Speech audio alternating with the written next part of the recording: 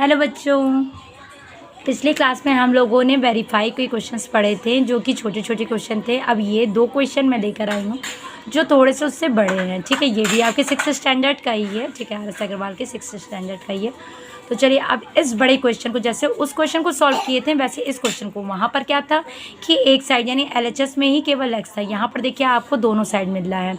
या फिर यहाँ देखिए यहाँ पर इतने बड़े क्वेश्चन है जिसको हम लोग सॉल्व करेंगे। चलिए पहले क्वेश्चन पर आते हैं। तो पहले क्वेश्चन में क्या दिया है, 5x - 3 = x + 17। ठीक है, अब इसे सॉल्व करेंगे तो x को एक साइड और नंबर्स को एक साइड, यानी वेरिएबल्स एक साइड हो जाएगा और आपका जो कांस्टेंट टर्म है वो एक साइड। अब देखिए यहाँ x प्लस में है तो ये इक्वल्स टू के इधर आएगा तो माइनस में हो जाएगा, और ये माइनस में है तो क्या हो जाएगा इधर जाके प्लस में, यानी 17 + 3 हो जाएगा। तो ये 5x - x यानी 1x, तो 5 में से 1 गया तो क्या हो जाएगा 4x = और ये 17 + 2 यानी 20।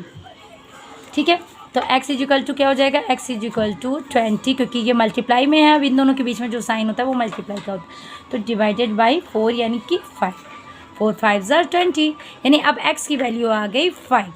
अब ठीक है, अब LHS में ये पूरा टर्म्स लिखेंगे। तो वेरीफाई हम लोग करेंगे, जब वेरीफाई करने के लिए तो LHS यहाँ पर लिखेंगे। तो LHS में क्या हो जाएगा 5x - 3, तो 5x - 3 है तो 5x, अब 5x की वैल्यू क्या है 5 और -3, 5 × 5 = 25 और -3 यानी क्या हो जाएगा 22। अब ये आ गया। अब देखिए RHS भी वही आता है कि नहीं, RHS लिखते हैं।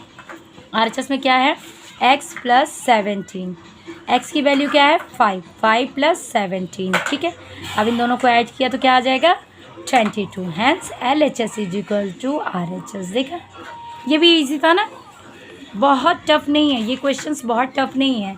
आपको देखने से भले ही बड़े लगेंगे बट ये टफ नहीं है। अब सेकंड क्वेश्चन पे आते हैं। ठीक है, तो सेकंड क्वेश्चन में देखिए यहाँ पर ब्रैकेट दिया है, तो सबसे पहले हम लोग क्या करते हैं, ब्रैकेट को ओपन करते हैं।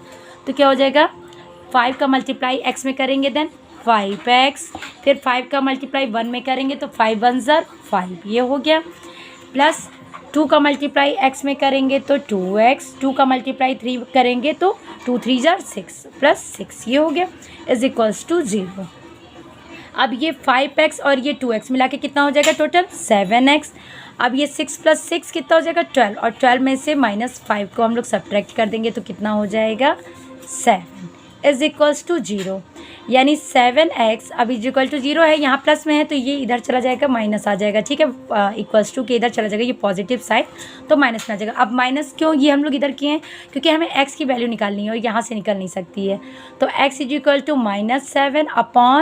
-7/7 क्या हो जाएगा, ये कैंसिल आउट हो जाएगा तो क्या हो जाएगा -1, यानी x की वैल्यू -1 आ गई। अब LHS देखते हैं।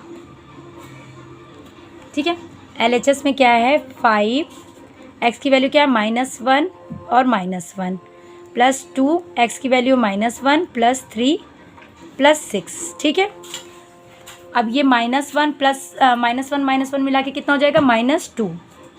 ठीक है, प्लस -1 प्लस 3 मिला के क्या हो जाएगा 2, यानी 2 × 2 प्लस 6।